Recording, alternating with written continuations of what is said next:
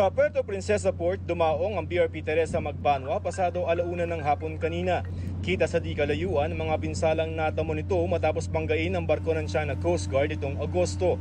Personal na sinalubong ni na PCG Commandant Admiral Ronnie Hill Gaban, Palawan Coast Guard District Commander Captain Dennis Labay at PCG spokesperson for the West Philippine Sea Commodore J. Tardela ang mga Coast Guard personnel. Ang ilan sa kanila nagkasakit na kaya agad na inilipat sa Coast Guard Dispensary para sa paunang check-up. Doon sa 5 buwan na pananatili nitong si BRP Teresa Magbanwa, yung ilan ng mga Coast Guard personnel ay nagkasakit na at yung iba nakadextrose na dahil ang sabi sa atin ay dahil sa kawalan ng tubig.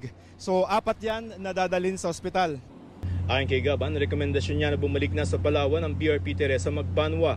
Bukod sa masamang panahon sa lugar, nagkukulang na rin ang pagkain ng lampas 60 personnel. Well, we have a National Maritime Council. I made a recommendation. Yes, I made all the consultations necessary to come up with a sound decision. And I think we've made the right thing.